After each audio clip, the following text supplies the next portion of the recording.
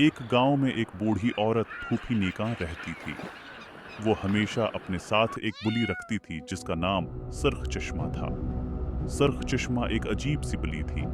उसकी आंखें सरख रंग की थीं, जैसे आग के अंगारे। लोग उस बुली से डरते थे क्योंकि गांव के बुजुर्ग कहते थे कि ये बुली आम बुली नहीं बल्कि एक रूह है जो दिन में बुली का रूप धारे रहती है और रात के अंधेरे में एक खतरनाक चुड़ैल बन जाती है।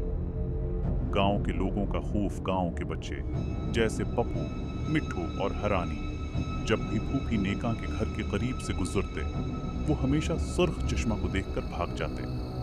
उनके दिल में एक अजीब सा खौफ था। एक दिन पप्पू ने मिट्ठू से कहा, मिट्ठू, तुमने सुना है रात को जब सब सो जाते हैं तो ये बुली चुड़ैल बनकर लोगों का खून पीती है। मिट्ठू ने हंसते हुए कहा, तुम डरपोक हो पप्पू, बली तो बुली है। मैं कल रात देखूंगा कि ये चुड़ैल कैसे बनती है।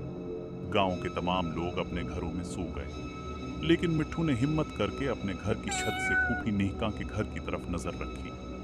चांद की रोशनी मध्यम थी और हर तरफ सन्नाटा थी। मिट्ठू ने देखा कि सरख चश्मा बली चुपचाप दरवाजे के पास है बैठी हुई थी। अचानक बुली ने अपनी सरख आंखें चमकाएं और एक खौफनाक चीख सुनाई दी। मिट्ठू का दिल जोर जोर से धड़कने लगा। उसने देखा कि बुली चांद कुआं में है, पिछली और एक धंध में बदल गई। वो धंध आहिस्ता आहिस्ता एक इंसानी शक्ल में बदलने लगी। मिट्ठू ने कांपते हाथों से अपने मुंह को ढांप लिया। उसके सामने एक खौफनाक चुड़ैल खड़ी थी जिसके बाल बिखरे हुए थे और आंखें सरख अंगारों की मानंद थीं। चुड़ैल ने अपने लंबे नाखूनों से हवा में कुछ इशारे किए और एक जोरदार हंसी हंसी। हा हा हा, आज की रात मेरी है। मैंने 100 साल इंतजार किया है, अब मेरी ताकत लौट आई है। फूफी नेका की हकीकत मिट्ठू ने अगले दिन ये बात पूरे गांव में बताई।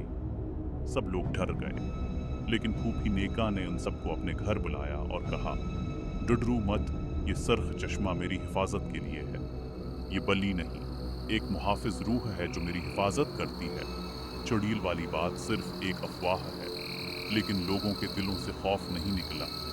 गांव के सभी अफराद ने फैसला किया कि वो रात को कभी भी फूफी नेका के घर के करीब नहीं जाएंगे। और मिट्ठू, वो अब भी कभी कभी छिप कर देखता है, ये जानने के लिए कि सरख चश्मा वाकई क्या है।